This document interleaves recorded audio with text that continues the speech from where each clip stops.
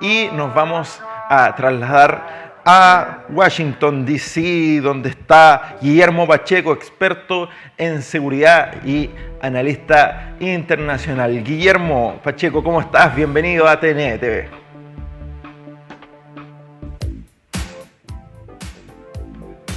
Primaveral. ¿Cómo estás, Guillermo? Ahora te escuchamos. Bien, aquí desde Washington, decía, en un día muy primaveral. Exacto, sí, se nota que está soleado. Bastante soleado. Bueno, Guillermo, ¿cómo han estado estas últimas semanas ahí en Washington? Queremos saber cómo está la cosa allá política. Bueno, políticamente aquí siempre hay temas para tocar, pero en los últimos tiempos, en los últimos días, mejor dicho, el tema es esa orden de captura para el presidente Donald Trump, que tiene en vilo a los analistas políticos sobre qué pasa. Ya se evidenció en el porcentaje de aceptación del expresidente Trump, que creció 20%. O sea, perfecto, le están haciendo un favor, pero veremos cómo se termina desarrollando eso. Así que en Washington, D.C. siempre hay un tema por comentar. Exacto, y esa noticia también, todo el mundo está expectante con lo que pasará con Donald Trump. Bueno, Guillermo, vamos a hablar de la seguridad, porque hace una semana se vivió un nuevo tiroteo en una escuela de Estados Unidos donde murieron 6 personas, 3 niños y 3 adultos, lamentablemente. ¿Cómo se regula la tenencia y el porte de armas en Estados Unidos para los ciudadanos? Mira, fíjate que en Estados Unidos hay 2 normas, si lo podemos decir así, que lo regula. Bueno, podríamos decir hasta 3, si lo pensamos en el federalismo que hay en los Estados Unidos. La primera es la segunda enmienda a la Constitución, que le da el derecho a la gente de portar armas en el interior de sus casas para su defensa y para afuera por medio de un permiso. Perfecto. El segundo es una ley que está sobre el control de portación de armas, que es desde el ámbito federal, que la hace el Congreso. Y la tercera son ordenanzas estatales, que la hace el gobernador o el Congreso estatal que tiene cada uno de los estados. Entonces es poner de acuerdo a cada una de estas partes para poder lograr generar procesos de control. La segunda enmienda, pues esa es inamovible, es parte de los procesos que han habido para saber si se enmienda, si se quita, pero se sabe que aquí en Estados Unidos la Constitución y las enmiendas son inamovibles. Entonces la situación está en las legislaciones federales y estatales. ¿En qué consecuencias se puede utilizar la tenencia y el porte de armas allá en los Estados Unidos?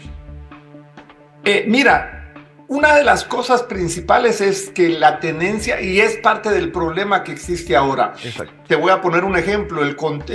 La ley de tenencia determina que a partir de los 18 años una persona puede acceder a una armería para poder comprar cierto tipo de armamento. Perfecto. Pero choca esto con la lógica misma que dice que una persona tiene que tener 21 años para entrar a un bar y pedir una cerveza. Yeah. Entonces, si uno se pone a pensar qué es más peligroso para una persona de 18 años poder comprar una pistola, o de 21 años poder acceder a cualquier licor. Entonces, lo que busca esa ley es regular, y es parte del proceso que ha venido en estos tiempos, donde cada vez que hay una matanza como la que hubo en esta escuela cristiana, sale a la luz qué es lo que se tiene que hacer para regular el control.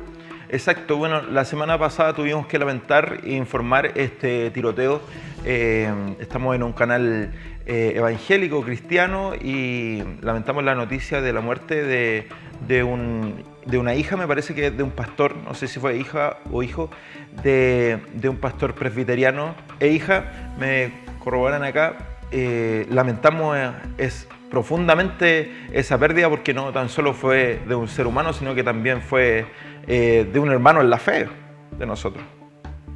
Sí, claro, el problema fue que la escuela cristiana reveló que una exalumna, porque quien llega a hacer esa matanza fue una exalumna con serios problemas psicológicos, que es lo que la prensa no lo menciona, la mayor parte de media no lo menciona, y que justamente por el posicionamiento cristiano es que ella creyó que había que cobrar venganza. Parte del proceso que este tema trans ha tenido aquí en los Estados Unidos, y que lamentablemente cobró la vida de 3 adultos y de 3 niños, incluyendo la niña de pastor metodista que era el director, uno de los directores del centro. Exacto. Bueno, hablando en el caso de las policías allá en Estados Unidos, ¿cuáles son los procedimientos para las detenciones y cuándo aplica el uso de armas? Un tema que está contingente aquí en Chile y allá también en los Estados Unidos, un tema mundial. Sí, fíjate que es un tema mundial porque al final de cuentas no hay una regulación mundial que pueda permitir exactamente determinar cuál puede ser el porte que tengan las personas. Aquí en Estados Unidos, lamentablemente, el porte se da hasta en armas de asalto, que es a la larga lo que se mantiene ¿cómo te dijera? En pedirle al Congreso que dentro de el cambio a estas regulaciones pueda quitar las armas de asalto, o que el que pueda acceder a un arma de asalto que es de alto calibre pueda tener ciertos condicionamientos. Primero. Segundo, el hecho de que una persona pueda tener no 18 sino 21 años para poder tener acceso al arma.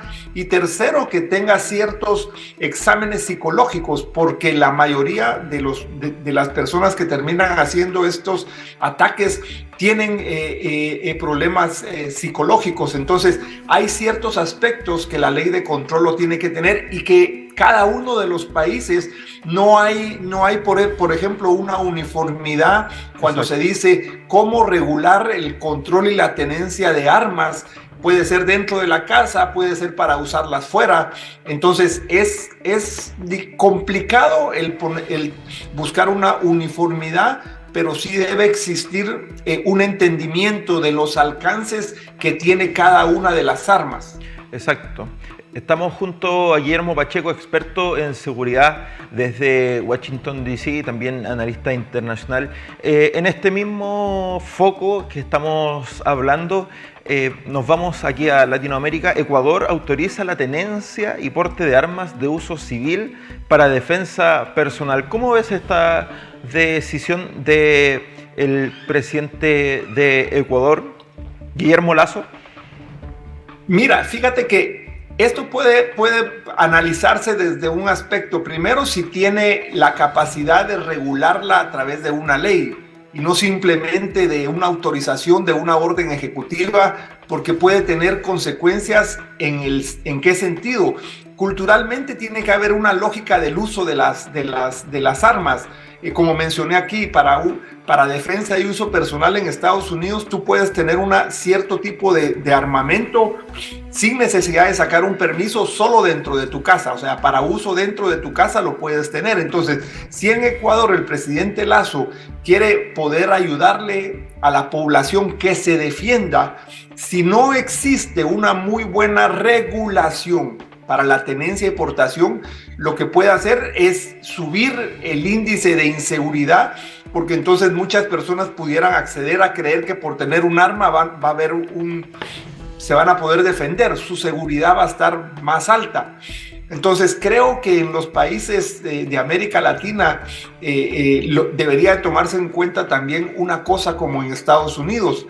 El 96% de cada uno de estos actos donde han perdido la vida mucha gente, cuando van a atacar, como el caso de la iglesia, el 96% son de armas ilegales. ¿Qué significa? Que solo el 4% tiene que ver con armas que han sido, digamos, en el contexto de la ley. Hay mucho mercado ilegal. Creo yo que también debe ser otra concepción que en el caso de Ecuador debería darse. ¿Cuánto armamento ilegal existe y cómo se puede regular un mayor control para que la población no acceda a la ilegalidad, sino que pueda haber una legalidad para ir a comprar y que tenga un arma en su casa?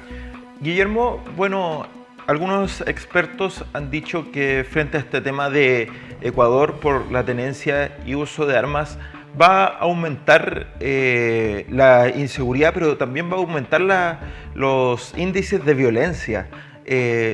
¿Será así?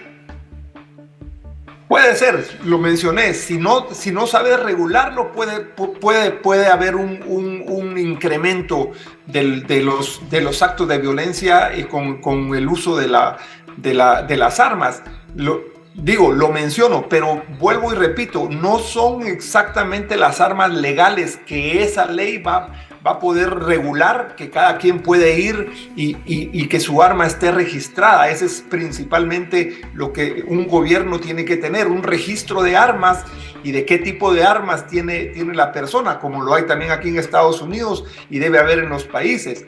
Repito, el problema es que en base a esa ley y que se crea que como van a haber más armas, entonces yo no tengo la oportunidad de comprar, voy a comprar al mercado negro, porque en el mercado negro no tengo que dejar escrito mi nombre. Exacto. Y puedo tener un arma en casa. Entonces se genera a partir de una decisión como la del presidente Lasso un marco paralelo, que es la ilegalidad de las armas que corren en un país.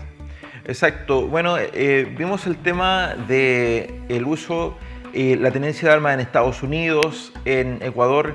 Este mismo fenómeno está pasando en Chile, en el caso de Carabineros. Aquí, en el caso de Chile, se está legislando una ley llamada Naín Retamal, que consagra reglas para la defensa de los funcionarios cuando respondan a agresiones de personas o grupos de personas. ¿Cómo ves este fenómeno que se está dando en Estados Unidos, Ecuador y en Chile?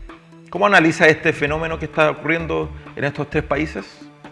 Mira, fíjate que lo que tenemos que analizar, Joaquín, es que la situación de inseguridad lamentablemente cada vez ha subido más, exceptuando El Salvador por su propia lógica que han hecho en este momento, pero los índices de inseguridad se han incrementado con el uso de armas de fuego. Entonces, creo que lo que están haciendo estos países, y lo deben regular muy bien, es ir exactamente a que el control de tenencia y portación de armas sea muy bien determinado. Como mencioné aquí en Estados Unidos, el problema que hay con las armas de alto calibre, las armas de asalto, que las puedes tener en tu casa. Esas no deberían ser armas que cualquiera acceda, sino que el que acceda debe tener no solo cierta capacidad psicológica, sino debe tener cierto entrenamiento para poder tener un arma de este calibre. No todos pueden tener, y lo vemos en que la mayoría,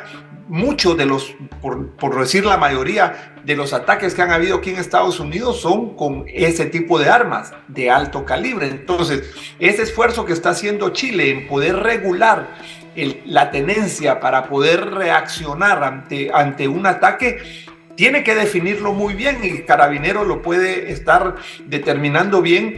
Tienen que saber cómo poderlo controlar, cómo poder saber quiénes van a accesar, y más aún, cómo poder tener un banco de datos escritos con que el nombre de la persona y qué tipo de armas puede tener. Pero tiene que tomar en cuenta este proceso psicológico, porque hay mucha gente que mentalmente no está capacitada para poder tener un arma, porque ha ocasionado la mucha mayoría de estos ataques aquí, por ejemplo, en los Estados Unidos. Guillermo, en el caso de Chile, ¿qué te parece la propuesta de esta ley Naín Retamal y cómo las policías pueden avanzar en una legítima pero ajustada uso de su defensa personal? ¿Cómo ves esta propuesta de ley y qué medidas debe tomar Chile para que tanto las fuerzas policiales, Carabineros, la PDI también puedan tener un reglamento justo? Sí, mira, fíjate que pienso que cuando nosotros vemos, por ejemplo, esta ley Naín Retamal, la reacción que tuvo la ONU en decir que no se ajusta al derecho internacional de los derechos humanos, pero al final de cuentas Los países están reaccionando para poderse defender. O sea, ¿cómo podemos hacer para que nosotros entendamos qué tipo de inmunidad o de manera de usar las armas se le pueden dar, en este caso, a carabineros en el momento que puedan ser atacados o en el caso de que ellos puedan dañar a terceros?